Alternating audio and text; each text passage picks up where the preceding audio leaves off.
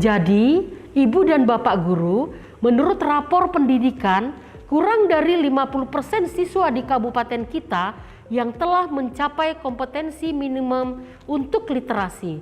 Maka dari itu, sesuai dengan arahan Pak Kadisdik kemarin, marilah kita bersama-sama meningkatkan kecakapan literasi siswa-siswi kita.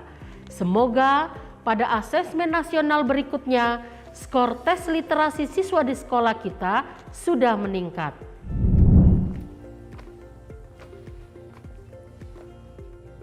Wah, gimana ya caranya agar nilai AKM siswa di sekolah kita meningkat? Beli saja buku-buku latihan soal AKM, Pak. Banyak dijual di toko buku. Ada juga buku yang ditawarkan penerbit ke kepala sekolah kita. Nanti saya mau beli untuk melatih siswa di kelas saya. Bukan begitu, Pak, caranya. Meningkatkan skor AKM tidak bisa dengan memaksa siswa mengerjakan soal-soal khas AKM. Habis, bagaimana lagi caranya, Bu? Menugaskan anak-anak membaca? Sudah. Membuat festival literasi? Sudah. Anak-anak juga sudah membuat buku. Kegiatan membaca 15 menit juga sudah kita lakukan bertahun-tahun. Apalagi yang bisa kita lakukan? Semua kegiatan itu tidak akan meningkatkan kecakapan literasi siswa loh, Pak. Kalau kita tidak melatih siswa untuk berpikir, menganalisis, mengevaluasi, semua kegiatan literasi semarak itu tidak akan berdampak apa-apa. Saya belum mengerti maksudnya, Bu. Rasanya selama ini saya sudah mengajar dengan baik. Saya meminta anak-anak membaca buku teks mereka dan mengerjakan tugas-tugas yang ada di buku. Apa itu belum cukup?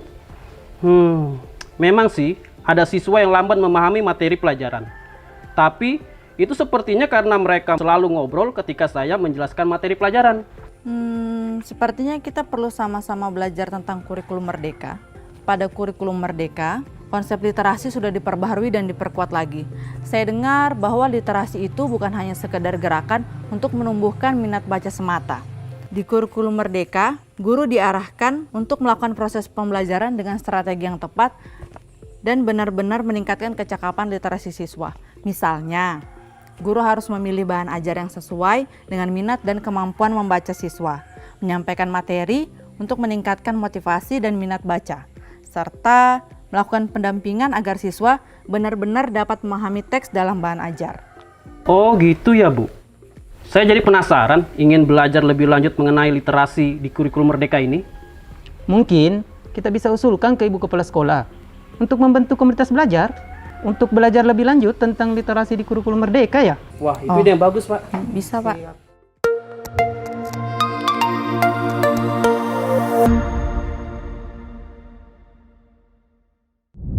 Halo Ibu dan Bapak Guru, salam dan bahagia. Ibu dan Bapak Guru tentu pernah terlibat atau sekedar mendengar percakapan seperti tadi di sekolah Ibu dan Bapak. Dari cuplikan tersebut, kita bisa melihat adanya miskonsepsi terhadap literasi itu sendiri.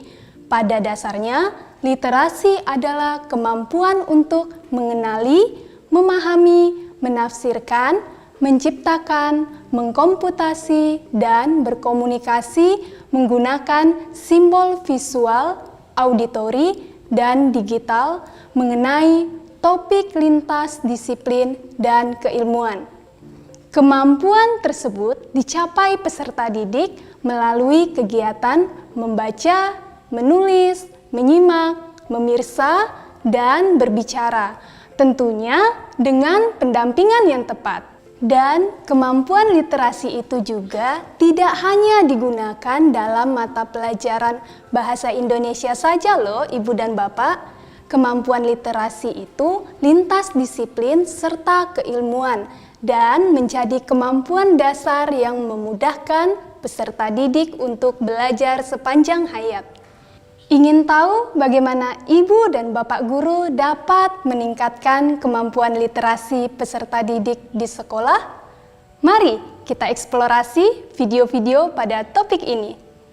Video-video dalam topik penguatan literasi ini akan mengajak Ibu dan Bapak untuk belajar strategi dalam membantu peserta didik membaca, memahami, menganalisis, serta mengevaluasi bacaan. Dan di akhir topik ini, Ibu dan Bapak Guru akan menyaksikan video tentang pengelolaan kelas, dan media pembelajaran membaca agar kelas menjadi lingkungan belajar yang kaya literasi dan menumbuhkan minat membaca serta berkarya. Nah, apakah Ibu dan Bapak Guru sudah siap untuk belajar? Selamat bereksplorasi, Ibu dan Bapak Guru hebat!